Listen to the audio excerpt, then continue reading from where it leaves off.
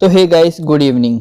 Education Gyan YouTube channel में आपका एक बार फिर से स्वागत है। मैं सौरभ एक बार फिर आपके साथ। आज इसमें हम करने वाले हैं MHI 8 की यूनिट नंबर 6, यूनिट नंबर 5 और इससे पहले की सारी करवा दी गई हैं। नेक्स्ट भी आपको वीडियो सारे डिस्क्रिप्शन में लिंक मिल जाएगा, वहाँ से जाकर आप देख सकते हैं। साथ में आपको लास्ट स्क्रीन पे भी वीडियोस की प्लेलिस्ट शो कर जाएगी, आप वहाँ से भी देख सकते हैं। देखिए, आपने जब BA फर्स्ट ईयर में हिस्ट्री रीड किया होगा तो उस टाइम पे आपने एक चीज़ नोटिस की होगी, एक चैप्टर और था उसमें जो था पशुपालक समाज। ठीक है, पशुपालक खाना बदोश उसमें था। ये जो है उसी चैप्टर को अपग्रेड करके बनाया गया है, लेकिन 80% 70% चीज़ें बिल्कुल वही same to same as it is हैं जो आपने फर्स्ट ईयर में पढ़ी थी। ठीक है, जहाँ तक है वो MHI 1 में आपका चैप्टर था पशुपालक खाना बदोश।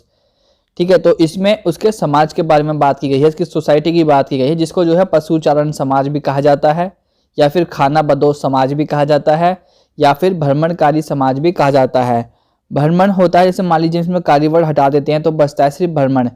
भ्रमण मतलब होता है घूमना, यानी कि जिनको हम घुमांतु भी कहते हैं। ठीक है, घूमना इनका वर्ड होता है। घूमना इसका जो है अर्थ होता है, इसको हम घुमांतु भी कहते हैं। यानी कि ये लोग वो थे जो घूमते थे।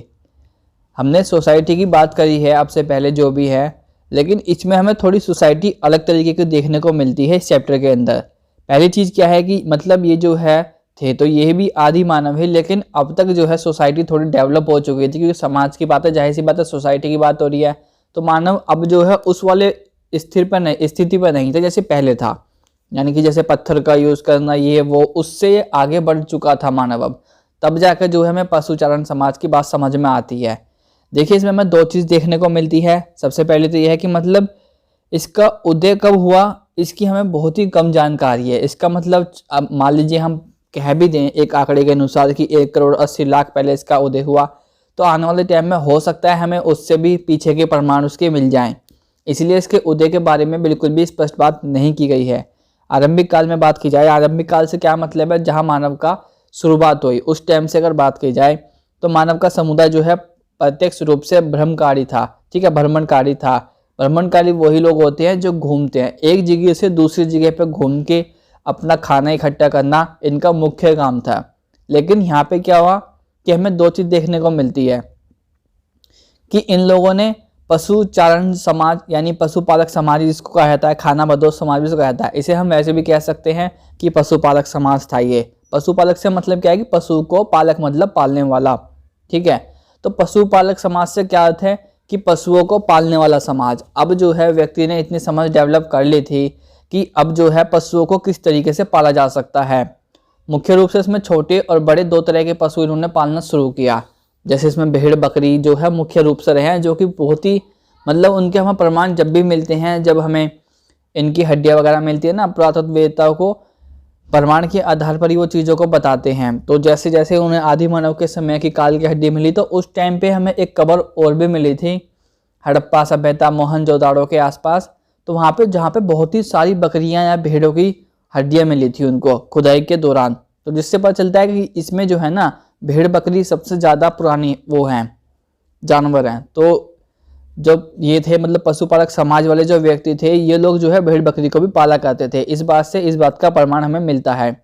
ठीक है, ये जो था ये भ्रमणकारी समाज था, जो कि एक जगह से लेकर दूसरी जगह पे घूमता रहता था। ये जो है कभी भी एक जगह पे नहीं रुकता था।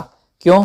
क्योंकि पशुओं को जो है ना मुख्य रूप से उन पशुओं को पालते थे जो कि वैसा खाना खाते थे, हरा और ताज़ा खाना, जैसे कि घास वगैरह ऐसी चीज़ें खाते थे, क्योंकि अपने पास से खाने के लिए मुख्य रूप से कुछ उनको नहीं दिया जाता था, क्योंकि उस टाइम पे मानव के लिए खुद ही खाने के लिए इतना नहीं था कि वो पशु को क्या पालेगा।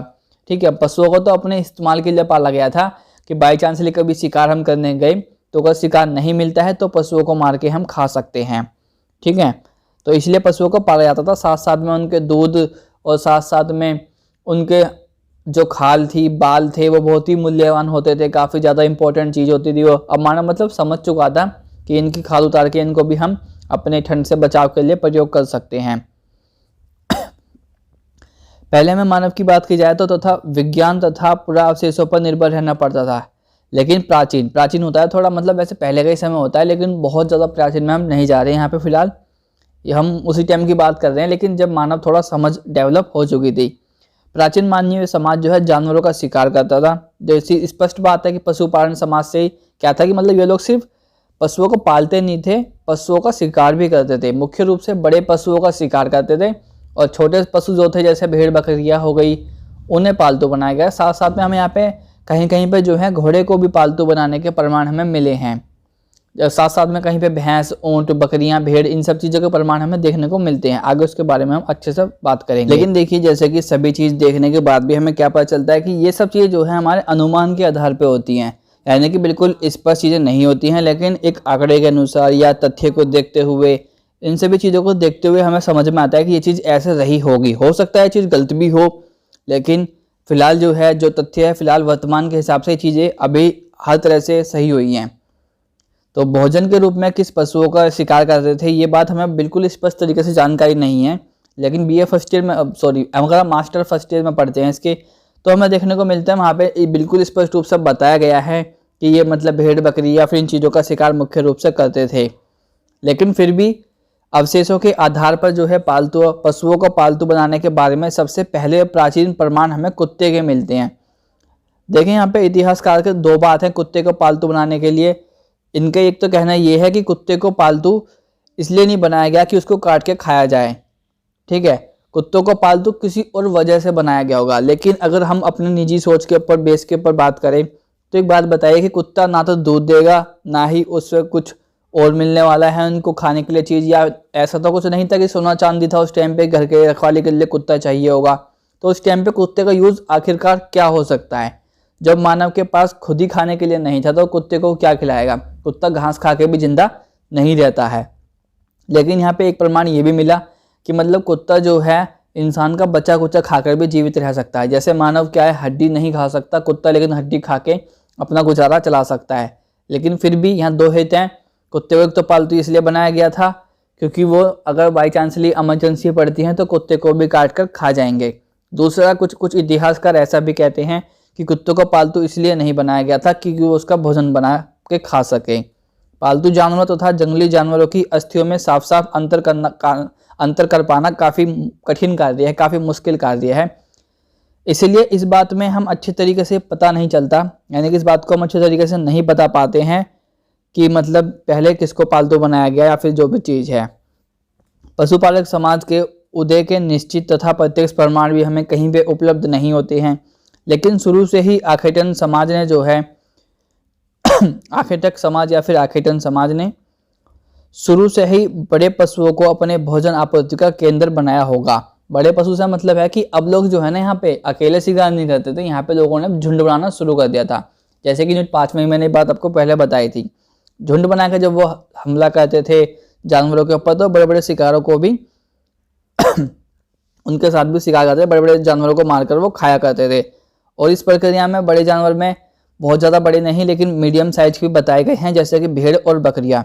भेड़ और बकरियाँ का शिकार अधिक संख्या में हुआ क्योंकि इनकी सबसे ज़्यादा हमें भेड़ बकरियाँ की हड्डी प्राप्त होती हैं। बाकी हो सकता है कि कुछ हड्डी कुत्तों ने खा ली हो या जो भी है, ठीक है, वो बात रही होगी उस टाइम पे।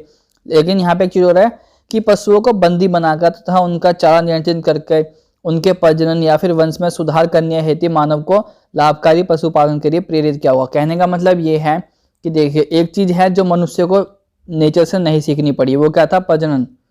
वो नेचर के पास ऑलरेडी ही था। अब तक जब तक मतलब मानव नहीं था, कभी डायनासोर्स रहे होंगे ऐसा तथ्य माना जाता है, तो उस टाइम पे भी उनको प्रजनन की समझ थी जानवरों को, तभी जाके उसके हिसाब से मतलब आगे आगे उनकी भी पीढ़ियाँ बढ़ती गई, उनका भी वंश में सुधार हुआ या फिर आगे मतलब बढ़े ही, ठीक है। तो आदि मानव को भी ये सब चीज़ें समझने की जरूरत नहीं थी, उनको भी ये सब चीज़ें पता थी। लेकिन इससे क्या हुआ, जनसंख्या जो थी इनकी जानवरों की, उनको बढ़ाने का उनको आइडिया एक तरीके से आया होगा जो कि खुद मानव के लिए ही काफ़ी ज़्यादा वो था, प्रभावशाली था, काफ़ी ज़्यादा उसको प्रभाव उसका मतलब अच्छा खासा उसके लिए पॉइंट है कि रहा, प्लस पॉइंट रहा। उनका चारे से मतलब है कि उनके लिए खाने पीने का जुगाड़ करा जाता था, ठीक है। तो कुल मिला के वैसे गाइस कुछ खास चीज़ तो इसमें नहीं है, लेकिन बस वही है पशुपालन समाज के अंदर में। ज़्यादा बड़ी वीडियो नहीं बनाएंगे।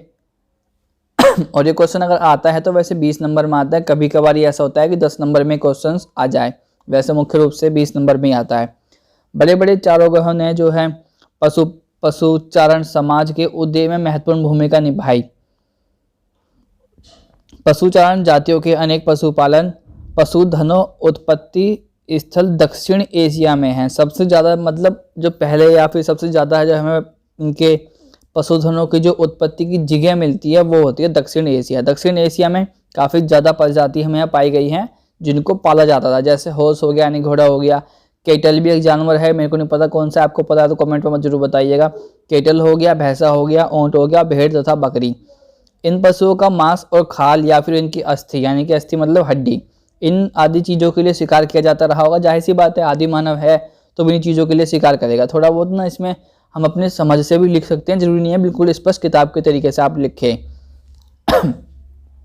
इनमें से ज़्यादातर पशु जो है ना खुले मैदान वाले थे। खुले मैदान से मतलब है कि इनको मतलब ज़्यादा अपनी तरफ से कुछ एफर्ट नहीं करना पड़ता था, जैसे उनको एक झुंड में या फिर किसी तरीके से कंट्रोल करके लेके चले गए और वो घास फूस खा के उसी क्षेत्र में रहना पसंद करते थे। साथ साथ में जानवर यानी कि जानवरों के स्वभाव को मानव अब पढ़ने लगा था कि किस तरीके से उनको नियंत्रित किया जा सकता है, कैसे उनको कंट्रोल में किया जा सकता है।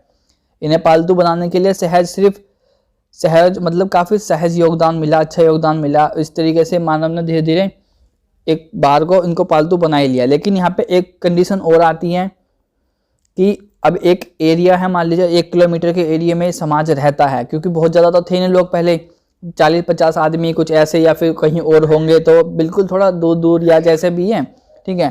तो अब इतने सारे जानवर पालने के बावजूद वहाँ की जो ज़मीन थी उन पे जो घास पेड़ पौधे हैं वो एक ना एक बार तो ख़त्म होंगे ही, क्योंकि हर बार जो है अलग अलग जगह पे अगर हम देखें तो वहाँ पे हमें क्या चीज़ देखने को मिलती है कि अलग अलग जगह पे मतलब कि पर्यावरण के अनुसार अलग अलग पेड़ पौधे उगते हैं अलग अलग जगह पे। यहाँ के ख़त्म हो गए तो उस साइड होंगे, तो इसलिए इनको जो है जानवरों की वजह से मजबूरी में एक एरिया से दूसरे एरिया में जाना पड़ता था। इसी वजह से इन लोगों को जो है खानाबदोश समाज भी हम कहते हैं, ठीक है। इनका कुछ वैसा फिक्स तो होता नहीं था, लकड़ियों वगैरह के घर बनाए जाते थे पेड़ पौधों से या फिर गुफा में या फिर जंगल के नीचे डायरेक्टली ऐसे रहना, मतलब जिस भी तरीके से रहा करते थे। तो इनका मतलब मुख्य काम यही था कि जानवरों को पालना। लेकिन इसी टाइम पे एक समाज और भी था जो इसके साथ रहता था, लेकिन खानाबदोश में अगर आपसे पूछा जाता है तो यही आता है, लेकिन उसे भी आप लिख सकते हैं। वो मतलब इसके बिल्कुल अगल बगल का ही समाज होता है, उसमें होती है कृषि यानी कि खेती, ठीक है। वो कृषि हर समाज था, खेती हर समाज जिसको हम कहते हैं।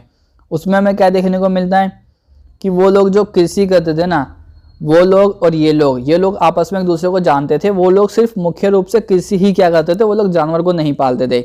और जैसे जानवरों के लिए थोड़ा बहुत खाने पीने की चीज़ थी, तो ये जो है अपने जानवर या फिर अपने जानवर के मूल्यवान जो चीज़ें थी जैसे बाल हो गया या फिर उनका मांस उनको खाने को देते थे, तथा साथ में उनसे वो बाजरा गेहूँ चावल जो भी मतलब उगाया जाता था ना खाने के लिए उस टाइम पे, उसको वो उनसे ले लिया करते थे। यानी कि एक चीज़ से दूसरी चीज़ लेना, उससे होता है विनिमय यानी कि आदान प्रदान। अब हमें यहाँ क्या देखने को मिलता है कि यहाँ पे विनिमय भी होता था, यानी चीज़ों का आदान प्रदान, क्योंकि उस टाइम पे पैसा नहीं होता था, इसलिए चीज़ की वजह से दूसरी चीज़ वहाँ से प्राप्त होती थी। और मैंने जैसे आपको बताया कि जैसे एक एरिया की सरफेस एरिया की घास खत्म हो गई या फिर एक एरिया की घास या पेड़ पौधे खत्म हो गए, नष्ट हो गए, तो इस वजह से उन्हें एक स्थान से दूसरे स्थान पर जाना पड़ता था। इसी वजह से ये एक स्थान पर कभी भी नहीं रुक पाते थे, इसलिए वो ऐसे स्थान की ओर चले जाते थे जहाँ पे पर्याप्त भोजन बना रहे। और भोजन यहाँ दोनों के लिए थे, जानवर के लिए भी साथ साथ में पशुओं के लिए भी, क्योंकि यही कंडीशन सेम टू सेम मानव के पशुओं के ऊपर भी आती है। अगर हम एक एरिया में ज़्यादा शिकार करते हैं तो उसके एक ना एक टाइम पे तो वहाँ के जानवर लुप्त होने शुरू हो जाएंगे या फिर उस एरिया में जानवर नहीं आएगा या भग जाएगा, ठीक है। इसलिए ये चीज़ें हमेशा चेंज होती रहती थी, ये इनकी मजबूरी भी थी और इनके लिए फ़ायदेमंद चीज़ें भी थी, दोनों ही थी। मतलब ये नुकसान इनका कुछ खास इसमें था नहीं, लेकिन जो कृषि है समाज था वो चेंज करता था चीज़ों को, लेकिन बहुत ही कम चेंज करता था। पुरातत्वीय स्थलों से पशुपालन के जो प्रमाण मिले हैं उनसे पता चलता है कि पशुओं के झुंडों के आकार अत्यधिक बड़े नहीं थे। अत्यधिक बड़े से नहीं थे से मतलब क्या था कि ये जानवरों को सिर्फ उतनी मात्रा में ही पालते थे या उतनी मात्रा में रखते थे जिनका वो ठीक ठाक से पालन पोषण कर सके, या फिर जो व्यक्ति थे अनाज पैदा करने वाले या अन्य पड़ोसी समूह के साथ सहजीवी संबंध विकसित कर सके। यानी कि मतलब उनको फालतू नहीं पालते थे, लेकिन इतने पालते थे बस जिससे उनका भी काम हो जाए और जानवरों को बाकी को वो छोड़ दिया करते थे या फिर नहीं पालते थे, ठीक है।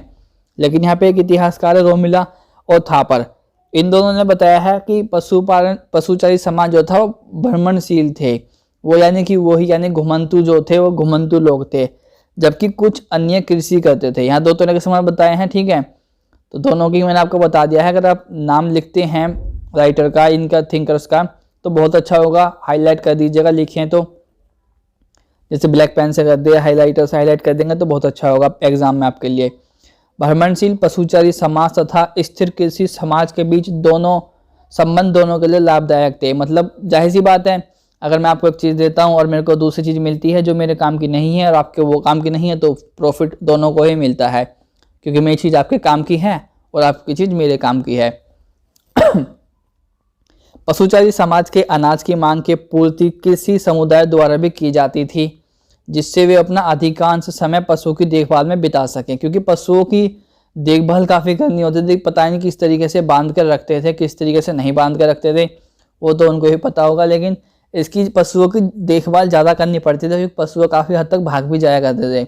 जबकि इसके बदले में कृषि समुदाय को भी बहुत सारा प्रतिफल मिलता था, जिससे उनको खाने के लिए मांस मिलता था। खाल की पूर्ति पशुपालक समाज द्वारा की जाती थी। इस बात से हमें क्या पता चलता है कि यहाँ पे विनिमय प्रणाली स्टार्ट हो चुकी थी। विनिमय यानी कि होता है चीज़ों का आदान प्रदान, चीज़ों का आदान प्रदान होना यहाँ पे शुरू हो चुका था। लेकिन इतिहासकार भट्टाचार्य के अनुसार पशुओं की संख्या काफ़ी बड़ी होती थी। मतलब इन्होंने बताया कि काफ़ी ज़्यादा विस्तार होता था इनकी पशुओं की संख्या का। ऐसे ही एक इतिहासकार और है, इनका नाम नहीं मेंशन किया, सीधे सीधे लिखा हुआ है कि विद्वानों का मत है कि भोजन की दृष्टि से भेड़ बकरियां सबसे प्राचीन प्रजाति है। जैसे ये बात तो वैसे मैंने आपको पहले ही बता दी थी स्टार्टिंग में ही, जिन्हें पालतू बनाया गया होगा। यहाँ पे एक चीज़ हो रही है कि ये मतलब एक तरह से उम्मीद जताते हैं होगा, मतलब स्पष्ट नहीं कर लिखते कभी भी, इतिहास में होगा बताते हैं अंदाजे से, जैसे इस तरह से हुआ होगा, नहीं तो उस तरीके से हुआ होगा, इस तरीके से बोलते हैं, ठीक है। क्योंकि इनका देखिए भेड़ बकरी को पालने का जो वो था ना, सबसे बड़ा पॉइंट क्या था, प्लस पॉइंट वो ये था कि भेड़ बकरी इतनी जल्दी से हमला नहीं करते थे और इनके हमले को बहुत आसानी से रोका जा सकता था। साथ साथ में इनका जो स्वभाव था वो भी, इनका स्वभाव काफ़ी ज़्यादा अच्छा था, ठीक है। और इन्हें पालने में इसलिए कोई मुश्किल नहीं होती थी, क्योंकि ये बच्चे के ऊपर हमला नहीं करते। जैसे कुत्ते को मान लीजिए घर में पालते हैं तो वो बच्चे को भी काट सकता है, या किसी बड़े जानवर को पाल दें, ऊँट वगैरह, हाथी वगैरह, तो वो बच्चे को ही मार दे, या किसी जानवर को, इंसान को ही मार दे गुस्से में आके। तो इसलिए बड़े जानवर को नहीं पाला जाता था, कुछ ऊँट वगैरह तक को पाला जाता था, लेकिन बाद में, और वो भी हर जगह नहीं पाला जाता था, कहीं कहीं क्षेत्र में ही बस ऊँट वगैरह को पाला गया, ठीक है, भैंसा वगैरह जो है, पर लेकिन उनको ना कंट्रोल किया गया, समझा गया, उसके बाद उनको अलग स्थान पे बांध के पाला गया था।